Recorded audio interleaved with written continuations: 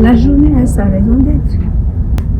Et les droits s'arrachent, les droits aussi se nourrissent, et à travers les actions. Et c'est pourquoi cette journée-là doit toujours être célébrée. Et le mois de la femme doit à tout moment être commémoré pour que nous puissions maintenant avoir la justice, acquérir nos droits et prendre nos actions en main. Le thème-là révèle plusieurs choses. Quand on dit droit, droit c'est un tout complet. Droit à quoi? Droit à la santé, droit à l'éducation, droit aux besoins sociaux de base, droit au respect, parce que devant la femme, ça mérite respect. Droit à la terre, un droit inaliénable. La femme doit avoir l'accès à la terre. Droit à la justice. Droit à dans tous les secteurs de la vie. Et ces droits-là, si on vous confère un droit, le droit doit être basé sur la justice. Et qui dit justice, ça renvoie aussi à quelque chose qui est équitable. Et une justice distributive, pour que la femme puisse avoir ses droits. Et quand les droits nous sont conférés, la justice est là. Qu'est-ce que la femme doit faire? La femme doit prendre l'action. Comme les Anglais disent, we have to take action. Donc nous devons prendre l'action en nous. On nous a donné les droits. La justice est là pour nous. Et qu'est-ce que nous devons faire? Parce qu'on nous a conféré les droits. Comme la loi foncière est là. Nous avons aujourd'hui les articles qui sont consacrés dans la politique foncière et forestière sur les questions qui concernent les droits d'accès de la femme à la terre. Et nous avons la politique agricole qui est là. On en a fait même une analyse dans nos organisations. Et les droits nous sont conférés. Qu'est-ce que nous devons faire? Nous devons prendre l'action. We have to take action. Voilà comment ce thème-là, nous devons patauger dans les mots-clés qui se trouvent dans les thèmes. Il y a droit, il y a justice et il y a aussi action. Si nous devons avoir droit à un environnement sain, oui, on nous confère un droit pour l'environnement. Et chacun a les prérogatives régaliennes dévolues à cette justice-là, d'avoir accès à cet environnement-là, d'avoir un lopin de terre, d'avoir une parcelle.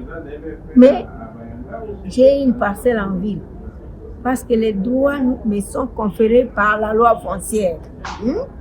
Et les lois qui tournent tout autour de l'urbanisme et habitat. Quelle est l'action que je dois prendre? Donc la femme doit prendre l'action. Et pour que nous puissions avoir un environnement sain, tout autour de cette femme-là, la femme doit prendre l'action. Vous comprenez? Et cette action-là pour l'environnement, est-ce qu'il faut attendre que l'hôtel de ville seulement vienne pour que les devants et les derrière de ma maison soient propres? Pour que mes toilettes soient propres? Non. Vous voyez, on m'arrache les doigts et je prends mon droit et je mets sur moi my hat pour que les droits me soient conférés à travers l'action. Voilà comment je peux prendre un exemple. Nous devons prendre l'action. La loi foncière est là, la politique forestière est là. Et les clauses sociales des cahiers des charges de l'exploitation forestière sont là, libérées par l'arrêté, par exemple, 072, pourtant pour les clauses sociales des cahiers des charges de l'exploitation forestière. On dit que la femme doit être là, parce qu'elle a droit. Et la justice est là, pour qu'on puisse au moins voir quelle est la prise de position de la femme. Et nous devons avoir l'action.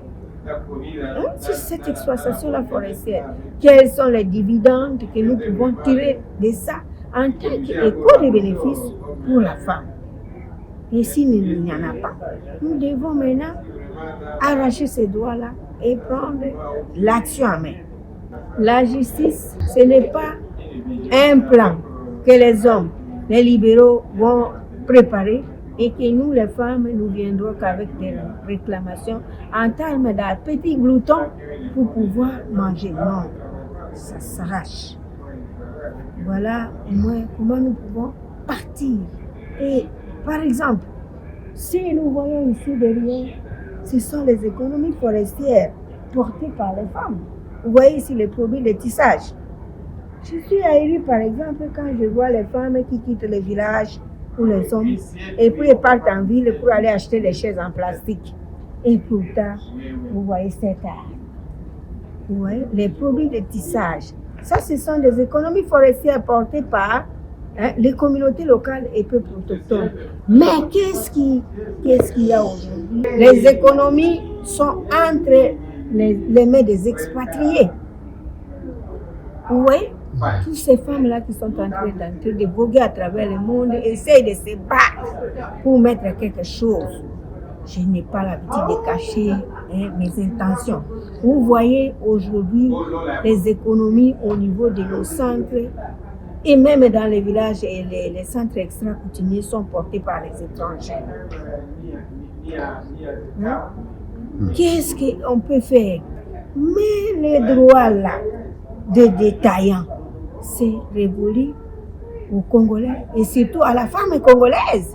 Comment un expatrié comme un Égyptien peut maintenant circuler d'un ménage à un autre, d'une porte à une autre, d'une rue à une autre pour pouvoir déposer les effets, déposer les marchandises. Et ce sont les produits d'importation. Ce n'est pas pour rien qu'on nous appelle la mer. La mer, vous voyez cette étendue d'eau-là. Si on peut faire peut-être cette analogie-là, elle est grande, elle est immense. Et c'est cet être-là qu'on appelle la femme.